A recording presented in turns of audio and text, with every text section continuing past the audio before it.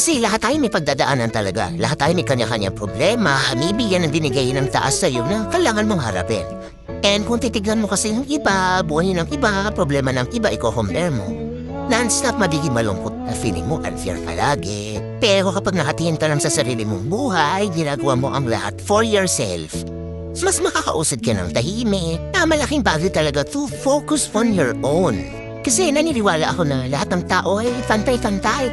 Akala mo lang hindi, pero lahat tayo may kanya-kanyang saryang talaga sa buhay. Akala mo lang na parang okay siya kasi tinitignan mo.